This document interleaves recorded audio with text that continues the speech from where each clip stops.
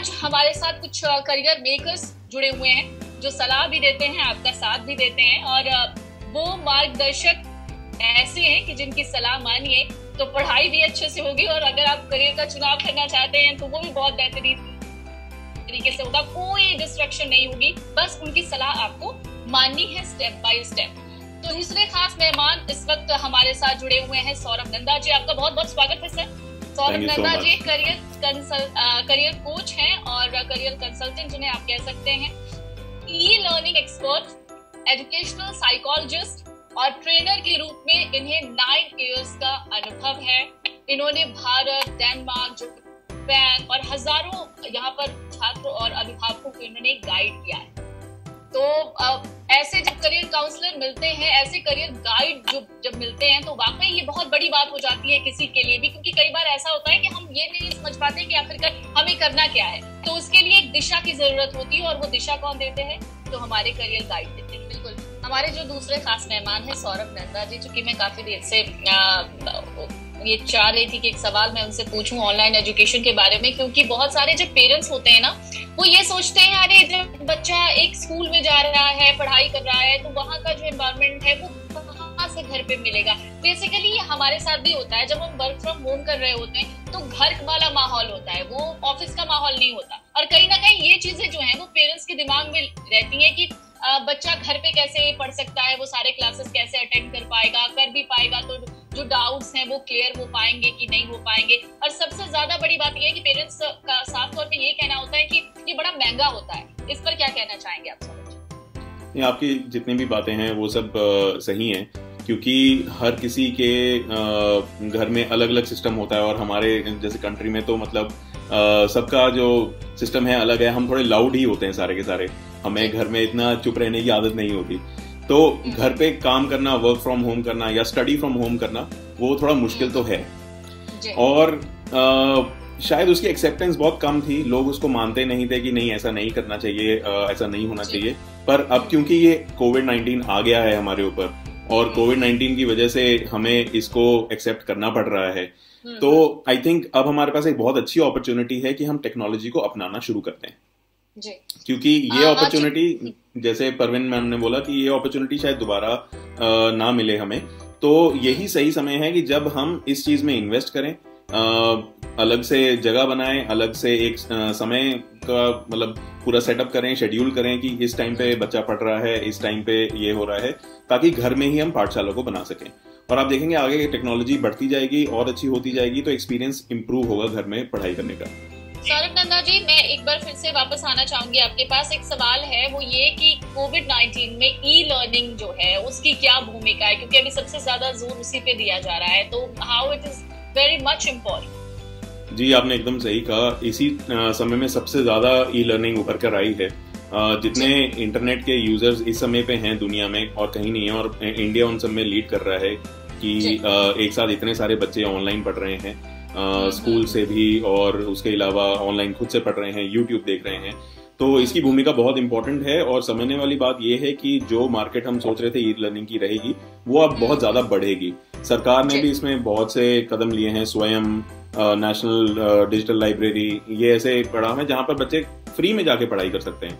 Mister Saurabh ji, एक सवाल आपसे, एक लगातार स्टूडेंट्स पूछ रहे हैं, वो ये पूछ रहे हैं कि कई दफे ऐसा हो रहा है कि अभी फिलहाल ऑनलाइन एजुकेशन चल रहा है, स्कूल कॉलेजेस सब जगह सिर्फ और सिर्फ ऑनलाइन एजुकेशन ही चल रहा है। ऐसे में वो पूछना चाहते हैं कि हम जो है बड़ा कंफ्यूजन वाली स्थिति में है, वो ये कि कौन सा ऑनलाइन ऐप जो है वो पढ़ाई के लिए ज्यादा अच्छा है। तो ये क्वेश्चन टफ तो जरूर है, क्योंकि अब काफी ऑनलाइन ऐप्स आ गए हैं, और कुछ ऐप्स के बारे में सुनंदा मैम ने भी बताया था अभी। मैं आपको ये जरूर सजेस्ट करूंगा, जैसे मैं आपको मतलब पहले भी बच्चों को जो सजेस्ट करता था ऑफलाइन मार्केट में, जब ऑनलाइन की पढ़ाई इतनी इंपॉर्टेंट नहीं थी, कि आप सब कुछ एक्सप्लोर करें। सारी जितनी भी ऐप्स हैं वो आपको कुछ फ्री में एक्सप्लोर करने देती हैं। आपको कोई टीचर पसंद आता है, आपको किसी का पढ़ाने का ढंग समझ आता है, किसी के असाइनमेंट अच्छे लगते हैं, किसी का पूरा कंप्यूटर स्क्रीन पे जैसे वो दिखता है यूआई अच्छा लगता है, आप उसके साथ जाएं। और साथ के साथ में सरकार की तरफ से बहुत सारी ई लर्निंग ऑप्शंस अभी बना दिए गए हैं, जैसे स्वयं की बात कर रहा था मैं, वो सेंट्रल गवर्नमेंट ने बनाया है। इग्नो का ई ज्ञान कोश है, वहां से आप फ्री में बहुत कुछ डाउनलोड कर सकते हैं। एनसीईआरटी, यूजीसी सब मिलकर इन सब के लिए काम कर रहे हैं। ये सब सीखना बहुत इंपॉर्टेंट है, क्योंकि बहुत सी यूनिवर्सिटीज, सरकारी भी और प्राइवेट भी, दोनों ने यही अभी डिसाइड किया है कि करीबन 25% जितना भी करिकुलम होगा, 25% जितना भी आपको पढ़ाएंगे वो ऑनलाइन ही पढ़ाएंगे। तो इसकी आदत हम जितनी जल्दी डाल लें उतना हमारे लिए अच्छा रहेगा। सौरभ जी, मैं आपसे एक सवाल जानना चाहूंगी। हर्ष हैं हमारे साथ जुड़े हुए हैं। उन्होंने पूछा है कि बीएड स्टूडेंट के लिए जॉब की अपॉर्चुनिटीज अब्रॉड में क्या है? बीएड के लिए बहुत अपॉर्चुनिटीज हैं। The reason for that is कि अभी एजुकेशन की, आप अभी देख ही रहे हैं कि एजुकेशन के साथ कितनी एक्सपेरिमेंटेशन हो रही है। तो लर्नर मोटिवेशन की, बच्चा कैसे पढ़ेगा, उसके बाद हम क्लास को और ज्यादा इंगेजिंग कैसे रखेंगे, वेबिनार में जो सुन के सब बोर हो जाते हैं, तंग आ जाते हैं, उसको कैसे हम इम्प्रूव करें, इन सब चीजों के बारे में रिसर्च। फिर कितना इसमें वीडियो होना चाहिए, कितना नहीं होना चाहिए। अब मैं एक छोटा सा एग्जांपल लूंगा यहाँ पर। अगर मैं किसी बच्चे को ब्लैक होल्स, जो साइंस में हम पढ़ते हैं, ब्लैक होल्स के बारे में पढ़ना सिखाना चाहता हूँ, तो उसको अगर मैं 1-2 घंटे की लंबी सी क्लास सुनाऊं तो शायद उसको नहीं समझ आएगा, ना ही मजा आएगा। लेकिन अगर मैं उसको ये बोलूं कि ये है, तुम्हें ब्लैक होल के बारे में ढूंढना है, 10 बच्चे हैं अगर क्लास में, उन सबको बोलूं कि 10 अलग अलग लिंक ढूंढ के लाइए इंटरनेट से जिसमें ब्लैक होल के बारे में वीडियो है, और कोई भी लिंक एक से दूसरे से मैच नहीं हो सकता, मतलब सबको अलग अलग ढूंढना है। तो सबको अलग साइट पे जाना पड़ेगा, सुनना पड़ेगा, पढ़ना पड़ेगा, जिससे कि वो ज्यादा समझ पाएंगे और क्लास से ज्यादा अच्छा उनको एक्सपीरियंस भी होगा।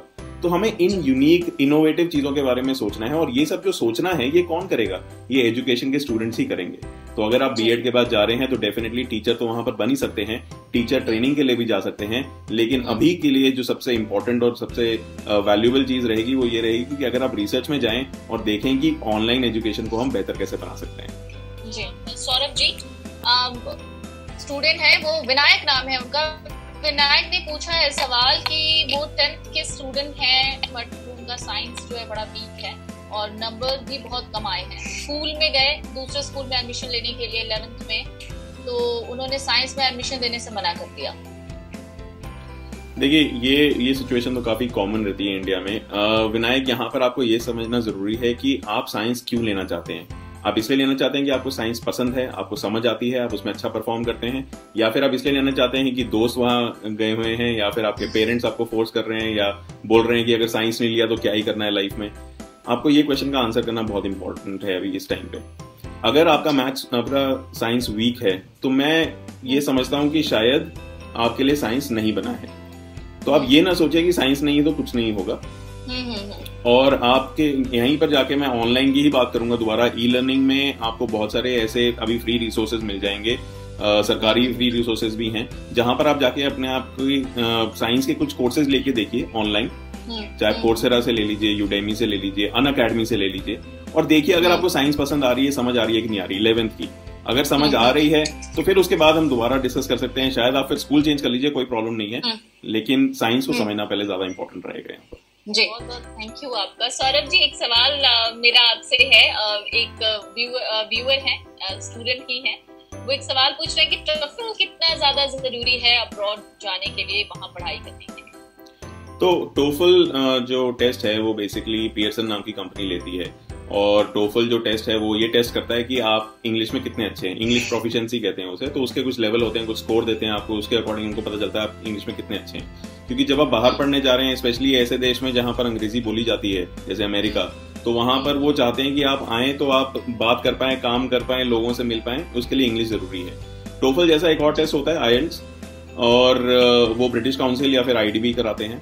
अब ये दोनों टेस्ट और ऐसे 2-3 और भी टेस्ट होते हैं। ये दोनों टेस्ट इंपॉर्टेंट हैं, लेकिन अगर आपने इंग्लिश मीडियम से अपनी स्कूलिंग की है तो आप यूनिवर्सिटी को ईमेल लिख के ये बता सकते हैं कि मैंने इंग्लिश मीडियम से किया है। तो कई बार बहुत सारे देशों में, कनाडा हो, यूएस, ऑस्ट्रेलिया, यूके, वहां पर वो ये भी आपको कह देते हैं कि ठीक है, कोई बात नहीं, हम समझते हैं इंडियन एजुकेशन सिस्टम को, तो फिर वो कहते हैं कि आपको जरूरत नहीं है लेने की।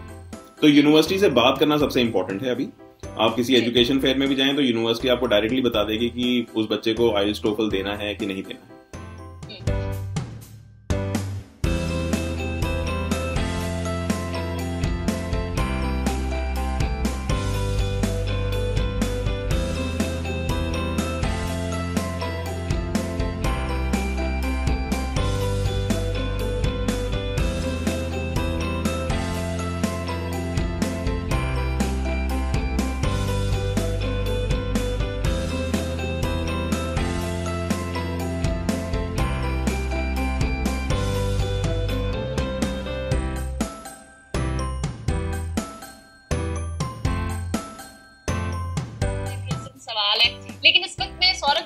चीज जानना चाहूंगी, और वो कि पढ़ाई में जैसे कोई भी बच्चा बहुत ज्यादा वीक है, इसलिए वो परेशान भी बहुत ज्यादा रहता है, ऐसे में करना क्या चाहिए, किस तरीके से वो पढ़ाई में ध्यान लगाए? एक डिस्ट्रैक्शन वाली जो बात हो जाती है, किस तरीके से उसको कंसंट्रेशन में तब्दील किया जाए? तो ये बहुत इंपॉर्टेंट क्वेश्चन है, क्योंकि जब इस एज में, एडोलेसेंट एज में, हमारा जो दिमाग है वो बहुत जगह एक्सप्लोर करने के लिए घूमता रहता है, कभी ये देखो वो देखो, और इस चक्कर में कई बार हम भटक भी जाते हैं, या फिर कई बार हम इतनी चीजों में इन्वॉल्व हो जाते हैं कि कंसंट्रेशन कम होती है।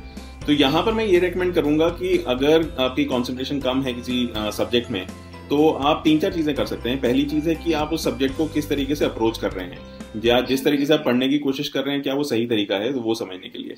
दूसरा, आप मल्टीमीडिया का इस्तेमाल करें, और आज के टाइम में ई लर्निंग के बारे में अगर बात करें तो दुनिया भर की चीजें अवेलेबल हैं ऑनलाइन, जो आपका इंटरेस्ट दोबारा जगा सकती हैं। कई जगह एनिमेटेड वीडियो है, कई जगह डॉक्यूमेंट्री है, कई जगह पे ऑनलाइन कोर्स है जो आपको दोबारा कर सकता है। एक नई चीज के ऊपर जैसे हम रिसर्च कर रहे हैं वो है फैन फिक्शन, कि जो हैरी पॉटर पढ़ते हैं या गेम ऑफ थ्रोन्स पढ़ते हैं, उनकी खुद की वेबसाइट है जहां पर वो कहानियों को और आगे लेके जाते हैं। तो अभी मैं और मेरे कुछ कॉलीग्स रिसर्च कर रहे हैं कि हम वो वाला मेथड, कि वहां पर बच्चे जाते हैं और खुद किताबें लिखनी स्टार्ट करते हैं बिना किसी गाइडेंस के, बिना किसी टीचिंग के, तो कैसे कर रहे हैं, खुद कैसे सीख रहे हैं। तो सोल कहते हैं इसे, SOLE, self organized learning environment.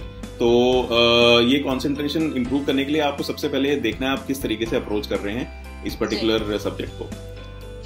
Saurabh ji, आपसे जानना चाहेंगे, फिलहाल इस कोविड के दौर में आप पेरेंट्स और स्टूडेंट्स को क्या कहना चाहेंगे जिससे कि वो कम से कम थोड़े रिलैक्स्ड फील करें, जो टेंशन इन दिनों चल रही है उनके दिमाग में? जी जरूर। देखिए, जिंदगी धीमी जरूर हुई है पर थमी नहीं है, और हमें इसमें ही आगे बढ़ना है। बस हमें ये सोचना है कि आगे क्या होगा। देखिए, 3 सेक्टर में जॉब बढ़ेगी। पहली चीज है कि आप टेक्नोलॉजी में जाएं, दूसरी चीज है कि आप टेक्नोलॉजी को लोगों के पास लेके आएं, और जो तीसरी चीज है वो है कि आप लोगों के पास जाएं। क्योंकि बहुत सारा काम जो रोबोट कर लेगा, कंप्यूटर कर लेगा, बहुत सारा काम है जो नहीं कर पाएगा।